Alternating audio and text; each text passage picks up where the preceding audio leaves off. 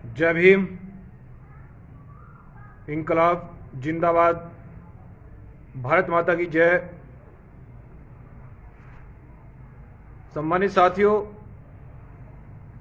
आज भूख हड़ताल का 5वां दिन है। आप सभी भाई और बहन सभी लोग जानते हो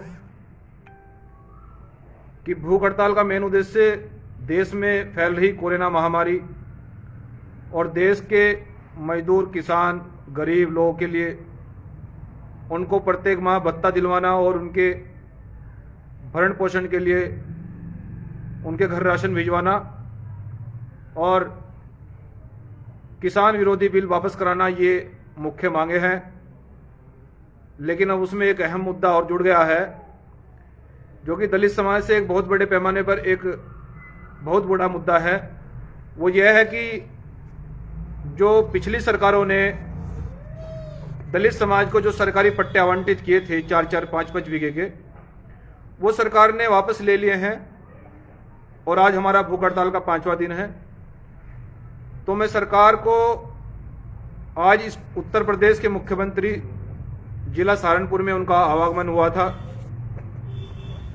ये तो आप सभी भाई बहन जानते ही हैं, पूरा देश के लोग जितने भी तमाम साथी जुड़ रहे हैं कि आज आपके भाई को जिस प्रकार से सहारनपुर के प्रशासन ने घेराबंदी करी, रात से ही मेरे घर को छावनी बना दिया गया था कि अगर कहीं भीम आर्मी की आवाज अगर उत्तर प्रदेश के मुख्यमंत्री तक पहुंचेगी तो शायद वो दलित, मुस्लिम, मजदूर, किसानों की आवाज बनेंगे और उनकी अधिकारों की बात करेंगे। तो इसलिए जानबूझकर प्रशासन ने मुझे भूख हड़ताल स्थल पर ही रोक दिया गया।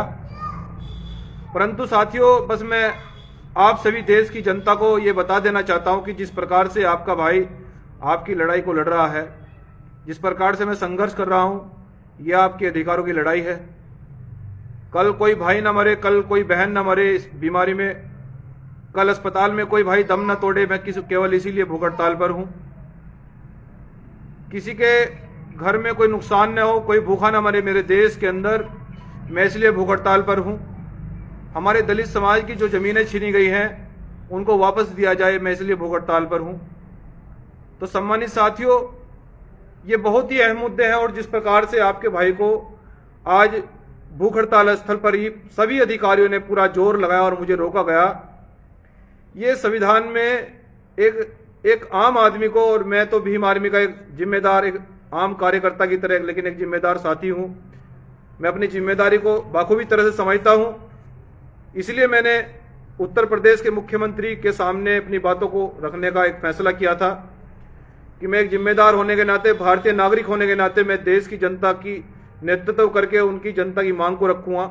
जिस प्रकार हमारे देश के अंदर लोग मर रहे हैं, मैं देश के और प्रदेश के मुख्यमंत्री को आज अवगत कराऊंगा कि शायद वो सच्चाई नहीं जानते हों, अधिकारी उनसे कुछ छुपा रहे हों, लेकिन मुझे वहां नहीं जाने दिया गया। जिस प्रकार से मुझे रोका गया और ये एक तानाशाही रवैया दिखाकर कि हम आपके लेटर पैड को भिजवा देंगे, और मुझे आला अधिकारियों ने एक आश्वासन दिया था कि आप मुझे अपना लेटर पैड दे दीजिए, हम डीएम के माध्यम से उनके रेफरेंस से सीएम को आपका लेटर पैड देंगे और आपकी जो मुख्य मांगे हैं उस पर अमल किया जाएगा। मैंने उनको 5 बजे तक का समय दिया था, लेकिन साथियों 7 बज गए हैं, कोई जवाब नहीं आया। और मैं देश की जनता को और खासकर अपने भीम आर्मी के पदाधिकारी और कार्यकर्ता को यह बता देना चाहता हूं, और इस देश के तमाम दलित और मुसलमान भाइयों को यह बता देना चाहता हूं कि आपके भाई को इसलिए रोका गया कि देश की सरकार को, खासकर बीजेपी सरकार को यह मालूम है कि भीम आर्मी देश के अंदर दलित और मुस्लिम और गरीब और मजदूर किसानों की एक आवाज बन चुकी है। अगर सरकार के सामने ये लोग बात करेंगे तो वो जानते हैं कि हमारा मुद्दा केवल दलित, मुस्लिम, वंचित, शोषित, पीड़ित, आदिवासी के लिए ही होगा। वो ये अच्छी तरह से, बाखूबी तरह से जानते हैं। और बीजेपी सरकार इस मुद्दे पर काम करना ही नहीं चाहती, बीजेपी सरकार इस पर अमल ही नहीं करना चाहती, इस पर बात करने के लिए तैयार नहीं है। हमने सोचा था कि आज उत्तर प्रदेश के मुख्यमंत्री कोई ठोस आश्वासन देंगे और आज हम अपनी हड़ताल को खत्म करेंगे, लेकिन मुझे नहीं लगता कि हड़ताल खत्म की जाएगी। मुझे लगता है कि कहीं ये ऐसा ना हो कि देशव्यापी आंदोलन बन जाए और देश की सरकार को आज नहीं तो कल घुटनों पे आना पड़ेगा। मैं आपसे वादा कर रहा हूं, लेकिन मैं इस देश की जनता से बस इतना निवेदन कर रहा हूं कि जिस तरह से आपका भाई आपकी लड़ाई को लड़ रहा है, आप सोशल मीडिया के माध्यम से, ट्विटर के माध्यम से, फेसबुक के माध्यम से अपनी बात को आप अपने भाई का समर्थन करें, जिससे कि सरकार मजबूर हो जाए हमारी बात को सुनने पर, और मैं आपकी बातों को मजबूती से सरकार के सामने रखूं और आपके अधिकारों की बात करूं। कल हॉस्पिटल में कोई भाई न मरे, एक गरीब आदमी, एक गांव में व्यक्ति जिसको कोरोना हो जाता है, वो गांव से हॉस्पिटल तक नहीं पहुंच पाता है, इस कारण उसकी मृत्यु हो जाती है। तो ये हमारे देश की स्थिति है। और जो लोग रोज के मजदूरी करते हैं, ऑटो चलाते हैं, रिक्शा चलाते हैं, रेडी लगाते हैं, उनकी रेडियां नहीं लग रही है, वो मजदूरी नहीं कर पा रहे हैं। तो मैं समझता हूं, आप लोग जानते हैं, मैं उनका दुख दर्द समझता हूं, क्योंकि मैं उस वर्ग से आता हूं जो देश के अंदर वंचित है, गरीब है, मजदूर है। मैं भी एक मजदूर का बेटा हूं, इसलिए मैं दर्द इस देश के मजदूर और किसानों का। तो मैं इसी प्रकार से और उसी कारण से मैं देश के सामने अपनी बात को रखना भी चाहता हूं और रख भी रहा हूं, लेकिन मुझे आज रखने नहीं दिया गया अपनी बात को। ये संविधान में हमारी आजादी को छीना जा रहा है।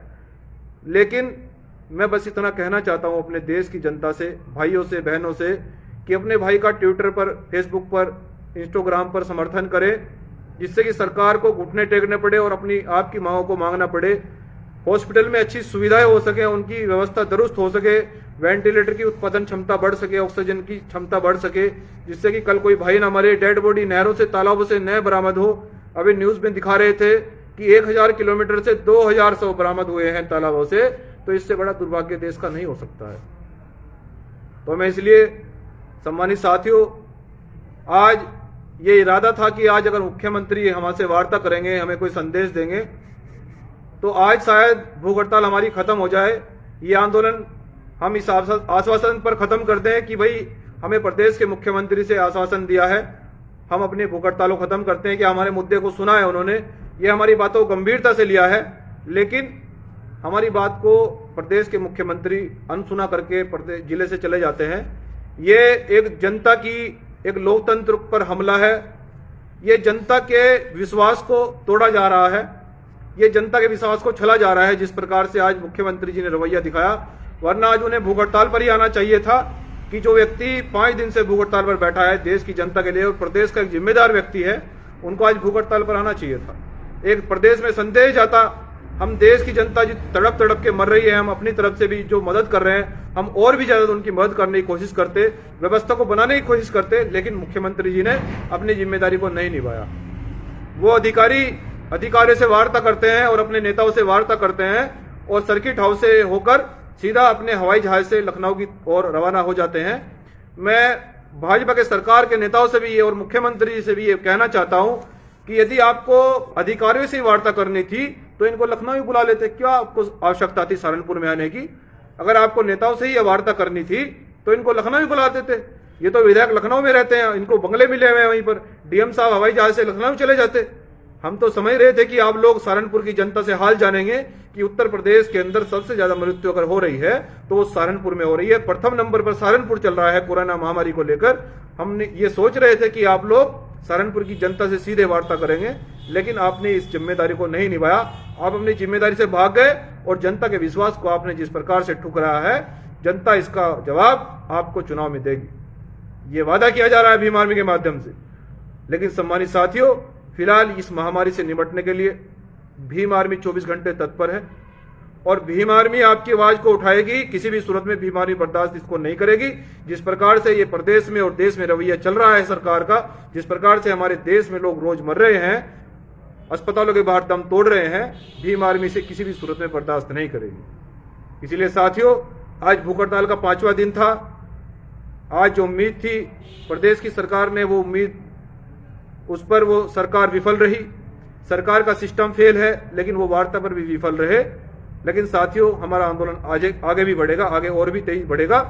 मैं बस यही निवेदन करता हूं कि सभी साथी अपने भाई का, बेटे का समर्थन करें, जिससे कि मैं अपनी बात को, आपकी बात को प्रदेश की सरकार के सामने, देश की सरकार के सामने रख सकूं और मैं आपकी बात को देश के सामने रख सकूं कि जिस प्रकार से देश के अंदर ग्रामीण क्षेत्रों में भाई गरीब मर रहे हैं, रोज दम तोड़ रहे हैं, कोरोना से मर रहे हैं, वो अपने इलाज नहीं करवा पा रहे हैं। किसी भाई को अगर ऑक्सीजन की आवश्यकता होती है, पहले 8-10 हजार रुपए उससे सिक्योरिटी के जमा किए जाते हैं। मैं पूछना चाहता हूं कि जो गरीब व्यक्ति कोरोना से पीड़ित है, अगर उसके 8,000 रुपए वो खर्च करेगा तो कहां से लाएगा 8,000 रुपए? जो रोज की मजदूरी करता है, लॉकडाउन में नहीं कमा रहा है, तो 10-20 हजार रुपए कहां से लाएगा? कहां से इलाज कराएगा अपना वो?